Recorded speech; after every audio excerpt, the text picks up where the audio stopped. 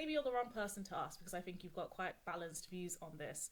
But do you not see like the online backlash to this? The like hordes of really angry, lonely men who just can't get themselves partners. Well, I don't blame them.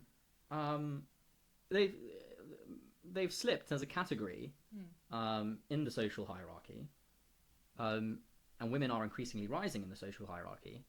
And even if they aren't equal yet, the relative positions that they're both coming from feel different, right? It feels different going down in a social hierarchy, as it were.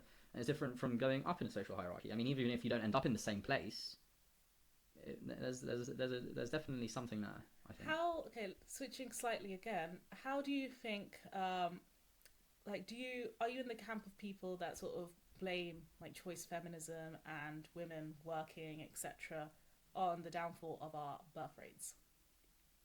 Um, And do you even think birth rates are important and we should all be trying to, you know, maintain the replacement rate or try to get our birth rates up, encourage people to have more families? Because that's the whole knock-on economic implication of this, right? No one cares if some undesirable men and some undesirable women never reproduce. But if on aggregate we are not settling down or finding families or starting families of whatever form that is and having more children, is that not bad? I think no. I think it's definitely. I'm certainly a pronatalist. Um, we have to continue the human species for philosophical reasons. I mean, if you're asking the philosophical question of whether humanity is good, and I know there was a phase where there was a great group of people that were arguing humanity is bad for the planet. We should the planet would be better off if there was no humans. But the point that they're missing is there, by nature of us being human, there is no good or bad without humanity. And this is really just a philosophical argument, but there is nothing really without humanity. I mean, we sort of create reality in our brains. So the concept of morality as a whole doesn't exist. Hang on, you've kind of like extrapolated like a decline in the human birth rate to there being no humans. Okay, that's my no, but that's my philosophical argument for being pro humanity in general. Okay, that's my why should we have an increasing population at all times? Why can we not let population steadily drop? Well, because if you don't have a replacement rate, you're not just reducing the population. You're eventually it's going to fall, right? Yes. That's what not having a replacement rate means. I don't think that has to necessarily mean it goes down to zero. It might just level off at a rate at a population that is lower than the population that exists today. But the problem is, at what point does the population start going back up, or at what point does it stabilize? Right, but if it's stabilized, say at the level we are now, humanity's not disappearing anytime soon. I don't think we'll ever get to a stage unless there was some like mass infertility event that caused 0 births on Earth, right? I think the reason why lots of like modern like tech pronatalists are worried is that we need ever increasing population for an ever increasing global GDP. But hold on, if the replacement rate is under 2, yes, that's a declining population. Yes. I think a lot of countries, I know in the West, but even years ago, it's under 2 at this point. Yeah, it's declining. That's not stabilized. We're not saying... what's going, and there's nothing materially that's going to happen that changes that. Yeah.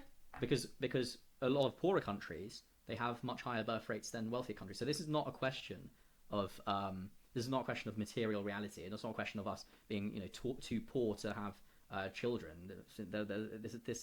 This I think has to, at this point, be a sort of cultural thing.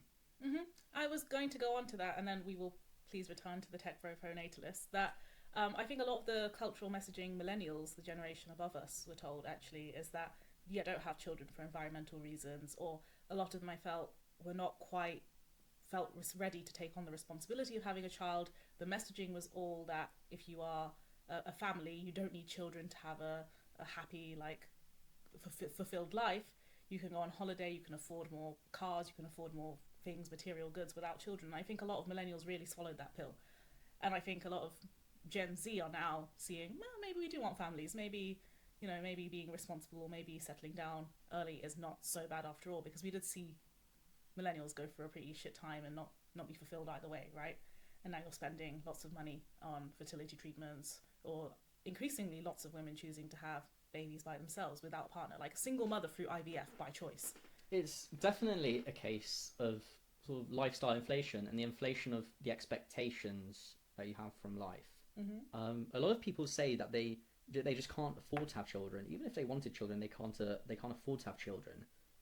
But what does that mean, really? Because I think we have never been richer as a society. The average person has never been better off, than we are now. What does that mean not to have? I mean, your expectations just must be for your life wild. I think people are you saying like the Victorian with a kind of comparable lifestyle to the ones they grew up in. And even though we have never felt more richer in terms of like we can buy more material things, bigger purchases such as houses, cars, and children in real terms feel really unaffordable to some people. So yeah, they do like spend their money on like small luxuries or more holidays and all of that. And those are probably the only things that give like child-free people like fulfillment and joy. And those are cheaper in the long run without children than they would have been with children, right?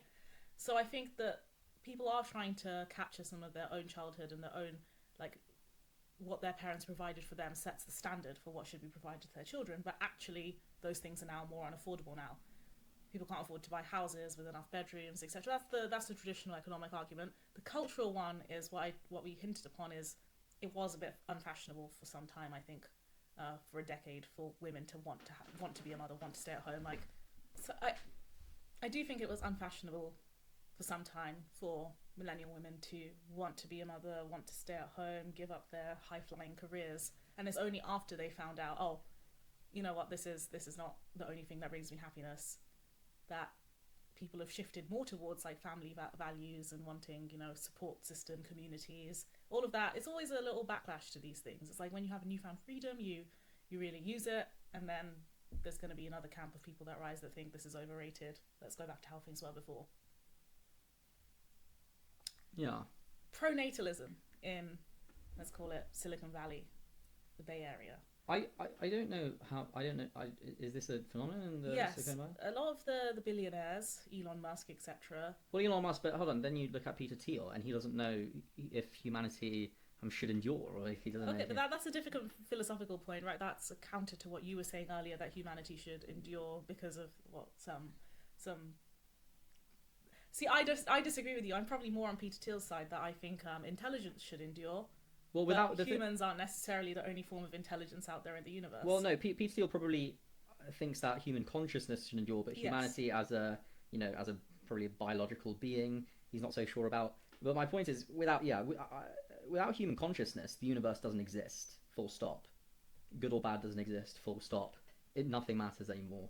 What's the point? Okay, that's your view, but so obviously, but for some of us, like I guess universalists. Ipso facto, we are. No, for people that studied the universe in any like great detail and think it exists outside of human consciousness, so the physicists among us rather than the philosophers, and maybe it's not so important that human life in particular should be the one to, by some divine right, exist. I think this is quite a religious view, actually, that humans are the only like worthy things in the universe, and that's why the universe exists. Like, I think this is also a very narcissistic view of humanity.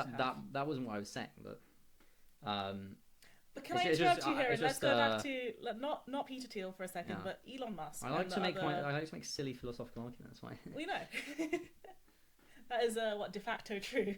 Okay. Elon Musk is running around with pipettes, impregnating women through the mail. Go on. And this might just be his own personal like ego and wanting to like spread his seed and progeny and whatnot. I support him. I think I support him completely. But I think he thinks that humanity still needs to continue to have more kids to provide exit liquidity for boomers. Yeah, I live to provide exit. But the thing is, you could make the pronatalist, anti-population degrowth people happy, and you could also make the redistributionist socialist Democrats happy.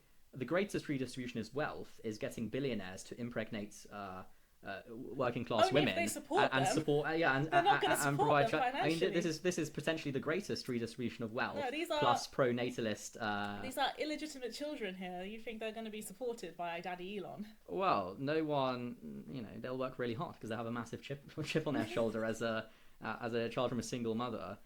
They could be, the next Imagine generation knowing your of with dad- Elon's genetics and IQ. I mean, they could be the next generation of super what was it, Super entrepreneurs that humans. they could increase the GDP and IQ significantly. Who Well, I knows? guess that's his hope. But imagine knowing that like the richest man in the world sometimes is your dad, and he just doesn't give a fuck about you. Well, no, he does. He certainly does. To the extent that he enjoys the fact that there are probably multiple children that he's made, and he's increasing. Yeah, but that doesn't mean like he's caring for it. He's not teaching them how to ride a bike or imparting any of his entrepreneurial values or like taking an active role in rearing them in any way, is he? Well, I don't know. It depends if you think entrepreneurship is a phenotype expressed through genetic material. Who knows? Have you seen my parents? Least entrepreneurial people in the world. Like they have no idea what I'm doing with my life. They don't have the risk appetite for it. Their idea of risk is moving countries, and working within a system, like climbing a career ladder. And that's the majority of people. I don't think entrepreneurism is necessarily inherited genetically. I do think if you have parents that are entrepreneurs, you're more likely to become an entrepreneur yourself. I mean, that's a fact. But that's not because of your genetics. That's because you grew up in an environment where your parents showed you it's okay to not follow that traditional like employee mindset career line.